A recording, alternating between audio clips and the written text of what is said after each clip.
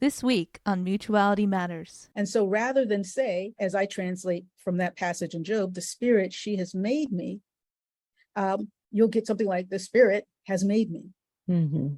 And so that is an intentional obfuscation so that people simply will not know. And then we have these arguments. You can't use feminine language in church because it's not in the Bible. Well, it's actually on the first page, but the first page was cooked. Thanks for joining us this week, and welcome to Mutuality Matters, a podcast hosted by CBE International. Let's get into this week's episode. Welcome to this week's episode of Intersectionality. I am your host, Reverend Dr. Angela Raven Anderson.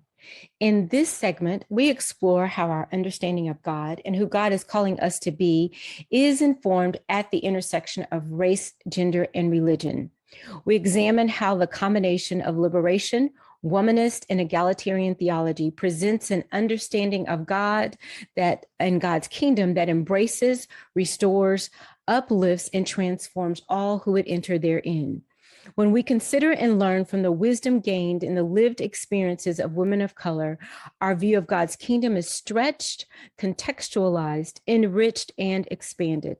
Let's listen to their voices as they move us beyond the stained glass ceiling. Our guest today is the Reverend Wilda Gafney, a womanist biblical scholar. The Reverend Wilda Gafney is the Right Reverend Sam B. Hulsey Professor of Hebrew Bible at Brite Divinity School in Fort Worth, Texas. She is the author of Womanist Midrash, a reintroduction to women of the Torah and of the throne. She has also written Daughters of Miriam, Women's Prophets in Ancient Israel, and co-editor of the People's Bible and the People's Companion to the Bible. She is the author of a women's lectionary for the whole church and translator of its biblical selections. The first two volumes, Year A and W, a standalone volume, were published in August. Volumes B and C are due in 2023 and 2024. She is currently writing a second volume of Womanist Midrash, focusing on women in the prophets. She is a former Army chaplain and a former congregational pastor in the AME Zion Church, a former member of Dorsey Derek Reconstructionist Minion of the Germantown Jewish Center in Philadelphia. She has co-taught courses with and for the Reconstructionist Rabbinical Seminary in Wincott, Pennsylvania. Please help me in welcoming Dr. Gafney. Dr. Gafney, welcome this afternoon. Thank you, Dr. Revan Anderson. It's a pleasure to be with you.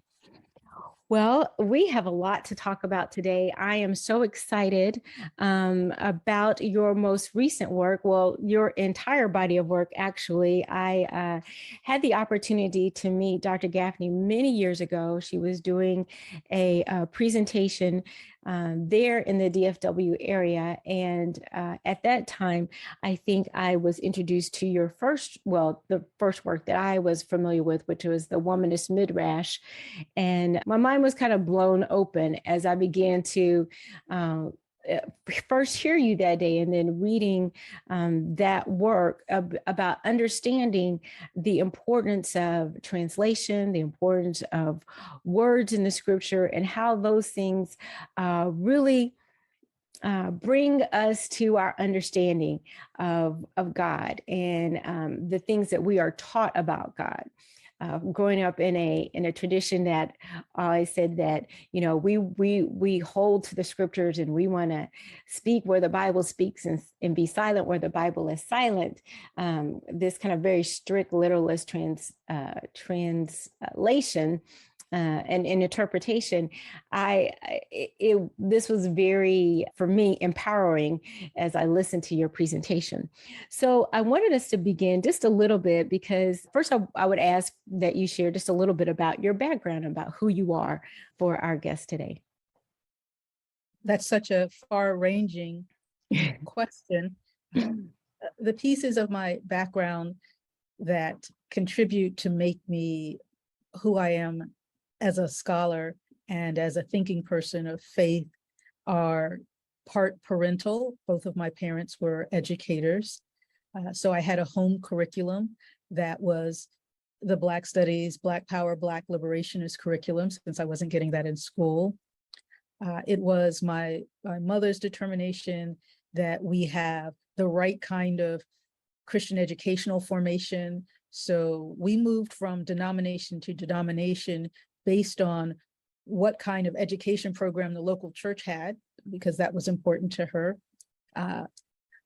My parents took us around, not around the world, but around Europe, and then later Canada and the Caribbean. So travel, the love of reading, and between travel and language, travel and reading, the love of language. I'm not quite sure where my interest in science came in. My mother was a science teacher, so I'm sure that's part of it, but I don't remember, doing science projects with her.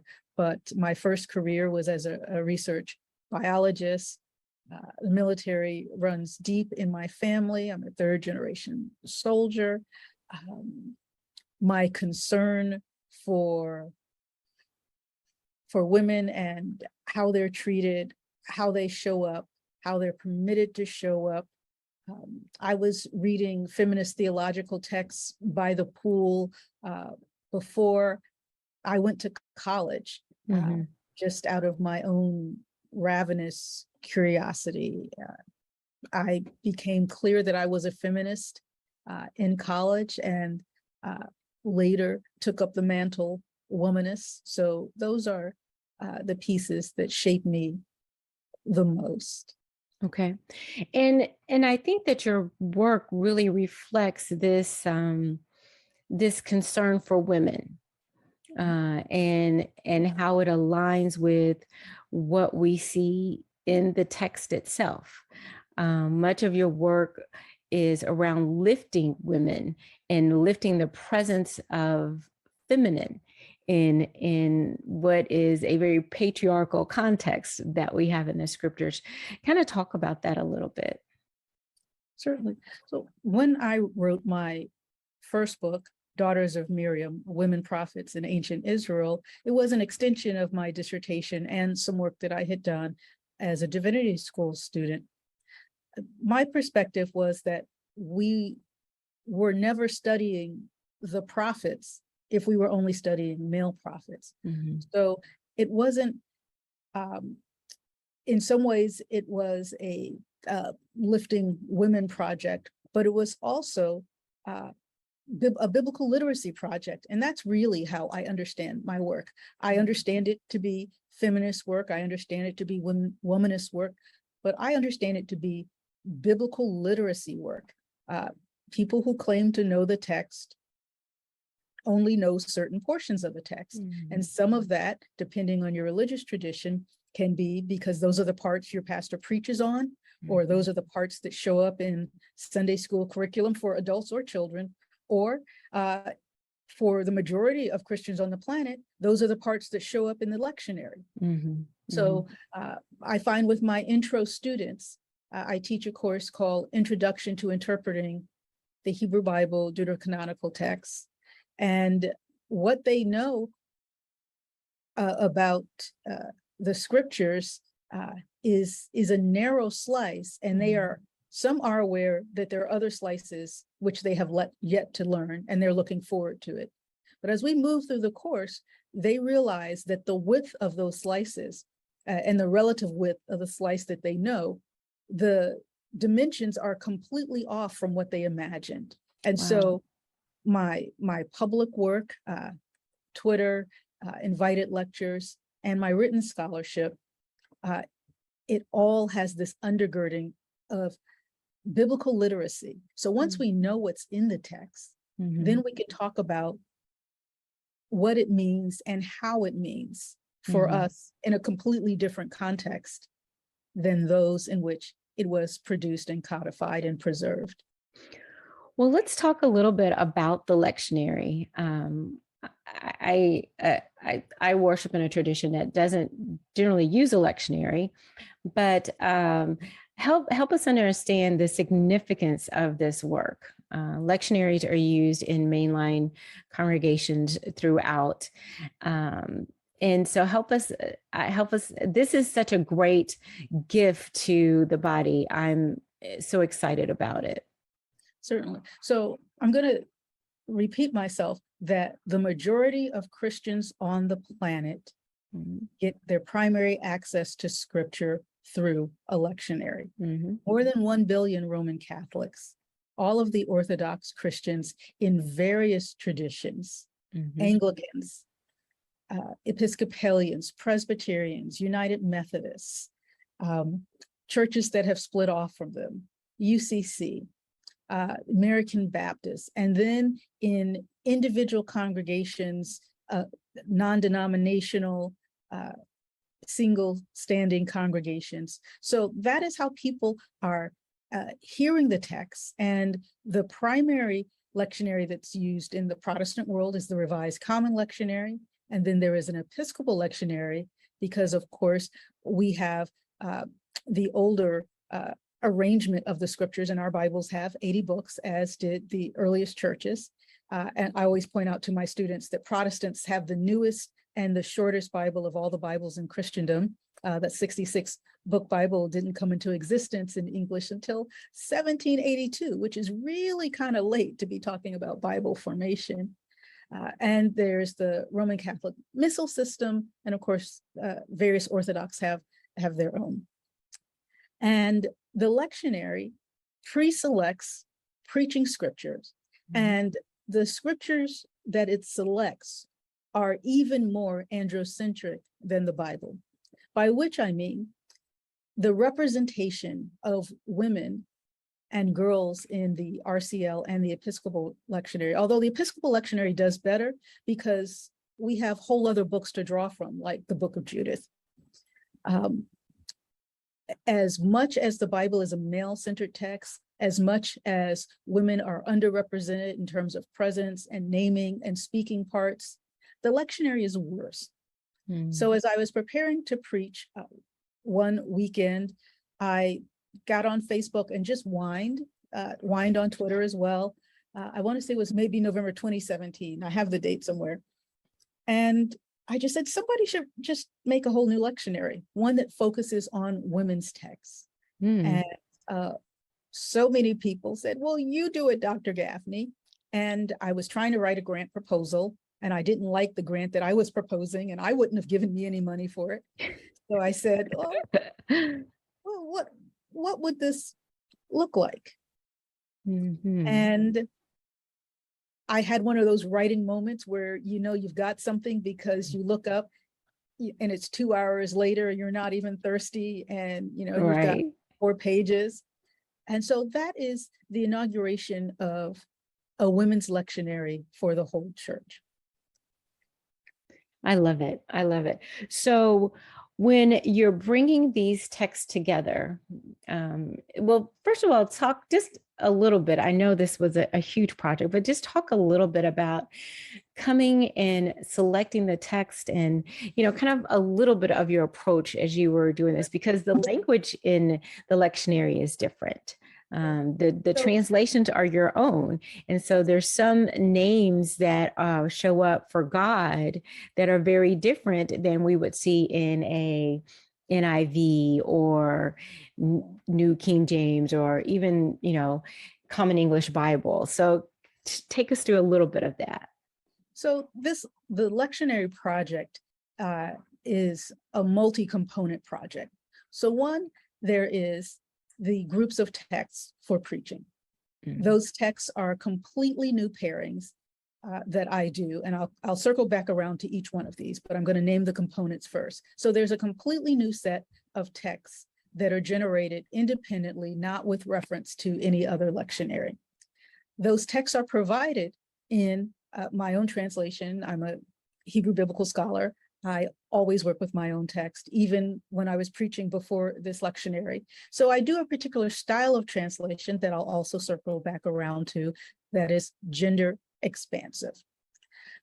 The lectionary also comes with text commentary. Whenever scholars translate the text, they leave some technical notes about what's going on in manuscripts, why particular things are translated certain ways, all the technical stuff that other scholars like to read. And then there's a preaching prompt section. And there's a lengthy introduction that talks about the development of the project, the translation, and the questions that you're asking now. So the text selection, for me, is driven primarily by the Hebrew Bible, which is a full and sufficient canon of scripture. It's not a magic 8-ball for predicting Jesus. It is its own lived scripture. I start with that, but I start with that under the rubric of the liturgical year. That is, the year starts with Advent. So I am, rather than picking texts that, for example, the church reads predictively, I'm selecting texts that tell the story of who Jesus was as a person in terms of his religious formation. What are the things he knows about his scriptures that we don't know, right? So, for example, the story of the Annunciation is an important part of the lead up to Christmas. The story of Gabriel's Annunciation visit to Mary. Well, that's not a new thing. It happens throughout the Hebrew Bible. So in one year, the 4 weeks of Advent, I use God's Annunciation to Hagar, God's Annunciation to Sarah, God's Annunciation to Hannah, and God's Annunciation to the mother of Samson. So these are not predictive texts, as the church likes to say, oh, look, there's Jesus in the Hebrew Bible, or they'll say Old Testament, but rather these are setting the theological framework for the Annunciation story we get in the New Testament. And what it shows is a God with the same bag of tricks, a God who is faithful across time, a God who interacts with people in the same patterns of fidelity and doesn't get new in the New Testament. And so in that way, it serves my interest as a biblical literacy project. So that's an example. Okay. So I start with the Hebrew Bible text that's thematically going to tie into the season. And then I pick a psalm, and I often pick a psalm in which I imagine a woman character in the first lesson praying that psalm. And for example, Psalm 113 to go with Hannah's Annunciation. Psalm 113 uses much of the same language that's found in Hannah's prayer that becomes the Magnificat. So I pick a psalm that ties in. Often the gospel is driven by the season, right? If it's Advent, you're looking of one of two things about the first coming of Jesus as a baby or the second coming of Jesus, one of those get right texts, you know, because he's coming like a thief in the night. So those are our two types of Advent texts. So that choice is kind of limited, right? Okay. So tie that in. And then the epistle is last because the epistles are not only not woman friendly, they're not narrative friendly. Right. So it's difficult to weave those in. But so that's an example. Sometimes, it comes by prayer, although not always prayer and fasting and inspiration. I'm working with the Gospel of Mark for year B. It's a short gospel. And after Easter, I've had to go back and pick up pieces off the cutting room floor. And I decided to do the story of Legion because so many people have atypical neurological formation. People have social, cultural, psychological, emotional diseases and dis-ease. Legion is an important place to talk about health and well-being and mental health, even though it doesn't particularly focus on women. There are women in there. I got them in there, or rather I help the reader see where they are. So what am I going to pair that with in the Hebrew Bible? That's kind of a unique genre. You don't have demonic possession and casting out in the Hebrew Bible, but you do have a woman who is a ghost master in Endor, who calls up the spirit of Samuel for Saul. Yes. So now we can talk about not only atypical neurological processes and perceptions, but how some of those are perceived as, people who hear voices, people who talk to spirits. How much of that is people having alternative religious practices? So we can have just a whole conversation about that. And when I just finished translating those because that's a piece I'm working on now, I realized both of those have characters who cry out in a loud voice, and both of those have characters who bow down with their faces towards the ground. So there's parallel languages in those texts that I had never seen before. So that's a quick example of how I select them. Wow. Then the translations, gender expansive translation is something that I've been using for a while, and the reader of my work can see it at its earliest in Daughters of Miriam. Mm-hmm. Part of that argument is that there are prophets in every section of the scriptures of the Hebrew Bible. And I do look at the New Testament rabbinic texts and the ancient Afro-Asiatic world to see where women prophets are around Israel. And so just as we know that the Israelites, depending on your translation, the children of Israel, some really old translations, the sons of Israel, when they left Egypt, they didn't leave the daughters of Israel behind. Right. So you can translate the same expression in those three ways, but you can also translate it as the women, children, and men of Israel left Egypt. So because the particular grammar of Hebrew includes women in the same expression, you say it the same way if it's 100 men, if it's 99 women and 1 man, if it's 50 women and 50 men, you use the same expression.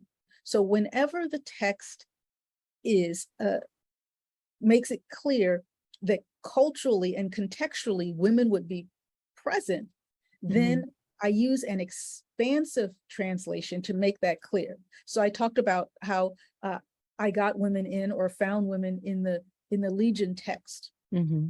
Everybody came to see the man who had been formerly cutting himself with rocks and saw him clothed in his right mind, an expression we love in the Black church. Right. Everybody who came. It wasn't men came, but women stayed behind. Everybody came. Right. Everybody came, women, children, men, because if the women go to see what's happening, they're bringing their children with them. So that's an example. The crowds pressed up against Jesus. The crowds of women, children, and men pressed up against Jesus. Because who's in a crowd? Everybody outside. Right. So those are examples of gender expansive translation. Another thing I do in gender expansive translation is take genealogies and use the female parent.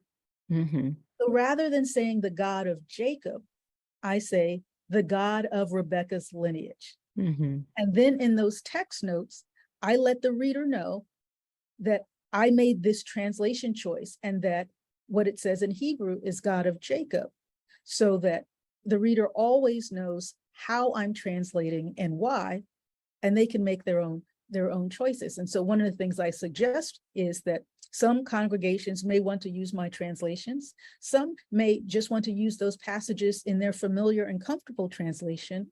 Some may want to read my translations while having their traditional translation in the bulletin. Some may want to preach the familiar translation and use mine in Bible study. Some are using my translations for devotional study. So there's all these options. Why was that important to you to do that? To do the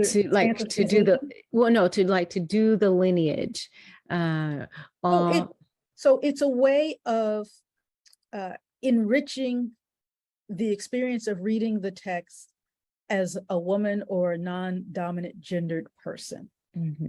So, and the case is, there are a few families in the biblical collection where the family does go by a woman's name, but that's few and far between. But so this is part of the things that fall under the rubric of gender expansiveness. Let me talk about God and God language in that style of translation. So one of the things that I do is I use a variety of substitute language in the rabbinic Jewish tradition for the divine name. The most holy divine name in Hebrew, Yud He Vav He, the 4 sacred letters called the Tetragrammaton, form a word that cannot and ought not be pronounced. In a lot of biblical scholarship, you will see those letters spelled out with vowels between them. Here's what the name is, and here's how you say it. But if you read carefully, you'll find that that's a scholarly speculation. It's also incredibly offensive to Jewish people. The name is sacred and is not to be pronounced. And we as Christians are accountable for our systemic and perpetual anti-Semitic and anti-Jewish practices in our practice of Christianity, and pronouncing the name is one. And so because the name could not be pronounced, what one did when one reads, and still does when one reads in Hebrew, is one says another word. It's sort of a footnote system. And the word that was this primary substitute word is Adonai, which means Lord. So what that means is every place you see Lord in your Hebrew Bible First Testament, it's not necessarily there. It's being imported as the substitute word. So this name, this title that people are so invested in, isn't even God's name. It's not even God's title. It was a title of reverence that's appropriate to say. But it's also a title with slaveholding implications. That's what you call a slaveholder in the Hebrew Bible. It's a hierarchical title. It's a patriarchal title. And since there's an established practice of not of substituting a name, and there are other substitutions. Sometimes Elohim, God, is substituted in particular situations. In rabbinic literature, sometimes Hashem, the name, Hakadosh, the Holy One. So that tradition exists. And in the Dorsey Derek, Reconstructionists, now reconstructing Minyan, in the Siddur, the prayer book, I read the translations of Rabbi Dr. Joel Rosenberg, whose Psalms included the I Am, with which we are familiar, the eternal, the fount of wisdom. And that's how he translated the divine name in the Psalms. And that really stayed with me. I had also learned in graduate school that the Holy One is always appropriate, whether you're doing it in English or in Hebrew. So I began that practice. And at the end of the lectionary, I offer the reader a list of all the divine titles I use in the work, and some I didn't get around to. And many of them are feminine. I'm going to talk about the feminine language next. Yeah, they are so beautiful, the names. And are these names, these are names that you chose as a description, or are there precedents for using these names through the rabbinic tradition, or how did we come to all of these? They're beautiful. Most of them I chose. Some of them are shared in common with the prayer book of Reconstructing Judaism, things like the ones I mentioned, the eternal, and some of those are things that are in common usage. And then at the very beginning of the project, I had a partner, a writing partner. That partnership dissolved, but she also has a credit in the beginning of the book. And so some of the ones around wisdom, her tradition was to use the Greek word Sophia. I used wisdom, but still indebted to her and acknowledge that. But many of them, my Black church experience, the Ark of Safety, we used to talk about the Ark of Safety in church.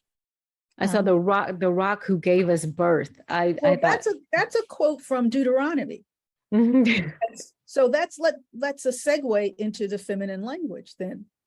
So because I'm writing this lectionary for the whole church, but writing for the whole church, focusing on women, I also wanted to have a space within the lectionary where there was feminine God language. And we'll talk about the antecedents for that in scripture. And that place is the Psalms. So that when a pronoun is used, even though it is he in Hebrew, I use she. So the Psalms in the lectionary use explicit feminine God language. Needless to say that human language is inclusive language. I don't know any other way to speak about human persons. Inclusive, including non-binary human language, and there's some non-binary divine language. So it was important for not just women, but again, this is a lectionary for the whole church. It's important for men to hear feminine God language.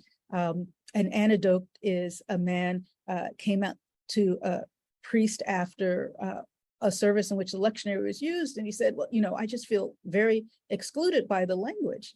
And she said, well, how do you think women have felt for the last 2,000 years? Wow. The intent is not to punish. The intent is, again, to expand our language, and expand our language because what many people are unaware of, which is where our conversation began, is that there is in fact feminine God language in the scriptures. Some of it's not apparent due to translation issues.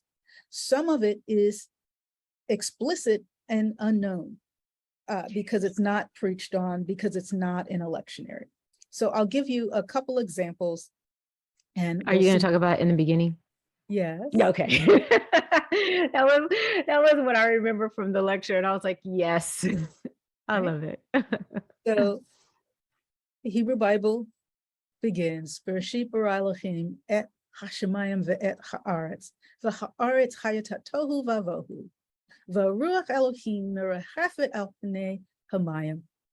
When beginning, he, God, that's explicitly masculine God language, created the heavens and the earth. In Hebrew, your verbs are gendered. They tell you what kind of entity, being, animal, person, or like French and table, like French and la table, and Spanish and la mesa, inanimate objects are also gendered.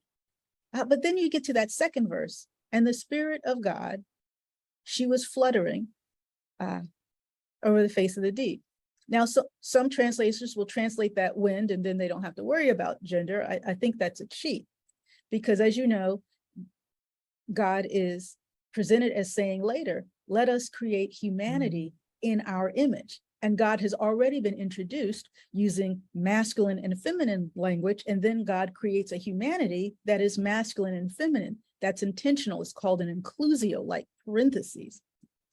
But the thing is that every place you see the Spirit, in whatever translation you read, what you will never see is a pronoun. I'm talking about the Hebrew Bible. The New Testament is something else. And if we have time, we can circle back around to that. And that is because the only pronoun you can legitimately use for the Spirit, the Spirit came upon Saul, the Spirit came upon Gideon, the Spirit came upon David, the Spirit created me in Job. The only pronoun that you can use legitimately, according to the grammar of the language, is feminine. And so rather than say, as I translate from that passage in Job, the Spirit, she has made me, you'll get something like the Spirit has made me. And so that is an intentional obfuscation so that people simply will not know. And then we have these arguments. You can't use feminine language in church because it's not in the Bible. Well, it's actually on the first page, but the first page was cooked so that you wouldn't know. But then there are the texts where it is obvious. In Deuteronomy, you forgot the rock who gave you birth. In Job, when God is like, well, who is out here feeding all these creatures? Who hung these stars in the sky? Like, who are you? I'm going to give you my resume and question for him, right? And then out of whose womb did the seed burst? Well, whose womb did who gave birth to the frost of heaven, right? That's explicit feminine God language. Right. I will do one from the New Testament, the parable of the lost sheep, the 99 and the 1, right? So that's a male shepherd. We've been taught that the 99 are the ones who are hanging tight with the beloved community. The one goes off, lives a good life, gets in trouble, gets brought back. There's a party rejoicing in the welcoming of the redeemed. The very next parable is, there's a woman, she has 10 coins, she loses one, she finds it. There's a rejoicing when the lost one is found. That is the same parable. Right. But nobody teaches that woman is God. Everybody teaches that shepherd is God in the previous parable, Mm-hmm. right? And so And what the parable of the lost son, the father is God. right, That whole little trilogy there. Mm-hmm. right. So what that means is that Jesus himself told these two parables. If the sequencing and literary sequence does not necessarily have anything to do with how anything might have happened, but it's presented for us as Jesus telling them back to back. If you don't get it this way, you'll get it that way. Mm-hmm. So I make a joke in Womanist Midrash, the book in which in the beginning section to which you refer and we're discussing, is that you might call me a literalist because this stuff is in there, right? Mm-hmm. So for people who say, well, I just follow Jesus. Well, what would Jesus do? Jesus used feminine God language when he told that parable, at least. So drawing on the fact that there is feminine language in the text, some of it explicit, some of it implicit, I made the decision to use explicitly feminine language in the Psalms, even in places where it is not. For some people, that will not be comfortable. And that's why I offer all of these different ways to use this resource, because my hope is to get it into the hands of people, parishioners, preachers, priests, and pastors to use as is best in their context, which is not what's best in my context. Right. So my feelings are not hurt if someone says, that's too much for me to read from the pulpit, but I'm reading it devotionally. And I have a beautiful letter from a woman who is reading it to her baby as she nurses. I have a young man who is locked up, who is using the women's lectionary in a male prison. Wow. It's being used in 5 countries on 4 continents that I know of. So that's amazing. That's amazing. So that's what, those are in rough, those are the things that characterize the translations that are an essential part. And just as I do not use Lord language, I minimize father language for God to where it's relational. Whenever Jesus says, my father, my Abba, I use that. I use Abba preferentially. But for something like the parable, look at the lilies of the field, how they toil. Does not your heavenly provider know what you need? That works just fine there. Because I am working in the Western world where the legacy of enslavement lies heavy, I am particular not to use language like dark to mean negative, because it doesn't mean negative all the time in the biblical world, and it's not associated with human physical characteristics. So I will often use shadow or gloom depending on the text. Likewise, I don't use kingdom language. Interesting. Okay. It actually doesn't make any sense that God is in a kingdom. A kingdom is a system of government. It's a particular type of bureaucracy. And what kingdoms do is amass land. They invade and conquer each other. And in a kingdom, you have taxation of the peasants who work the fields and send the produce up to the, is any of this happening? That's, even when the biblical writers write about someone having a vision, it's like, well, there's a sea of glass and there's these animals, and there's wings, and there's fire. They're not having a taxation meeting and trying to put down the peasants and looking to invade the next door neighboring kingdom, right? What they're describing the space where God is as they've seen it or envisioned it, or as their minds can process it. And poor Ezekiel, he was like, okay, so there's gonna be some wings, there's gonna be some eyes, there's gonna be some wheels, it's gonna be some up and down. Right. Yeah, kind of like that. Right? So what is God's space? I use the language of reign and realm and rule, because those are the the synonyms with which we're most familiar and comfortable. Sometimes it's about dominion and sovereignty, but more often I'm using the word majesty, right? Okay. Because as God welcomes us into God's space, Jesus says, little children, I long to share with you the majesty of God. I'm using majesty rather than kingdom. Because again, it's not about the particular style of government and administration and bureaucracy. It's where God is. The presence of God. Exactly. And for me, majesty does that more. And I tweaked to majesty, as one might say, doing a translation of a passage in Hebrews where the word majesty is used as a title for God. And I didn't remember seeing that. And the word is actually feminine in Greek. So it sort of stuck with me and I chewed on it. But so there's a list in the beginning of the volumes that talk about the translation choices and the rationale. And the last one has to do with enslavement. And that is counter to CEB, New Revised Standard, and JPS, the Jewish Publication Society, and the Inclusive Bible, which are really the only translations that I welcome in my classroom. I don't do servant, maidservant. I say slave, woman slave, because slavery was normative in the Bible, in the scriptures. God does not interfere with or rebuke it, and that's kind of a problem for us on this side of the water, at least for me on this side of the water. Jesus doesn't rebuke it, critique it, call for its end.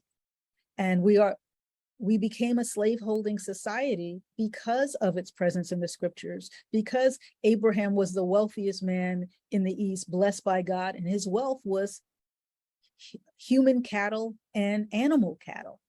And so people looked at Paul sending Onesimus back into enslavement and extended that into our world.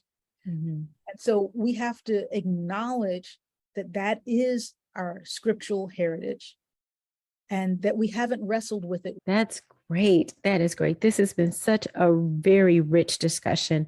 Hopefully I have the opportunity to have you back again. I would love for us to continue this further. One of the things I always ask, though, as for guests and leaving is based on, even just as you have grown to understand God and who God is calling us to be, how would you share that with us? Because for you, obviously, language does matter and words matter. So what is it that your studies have helped you understand about God?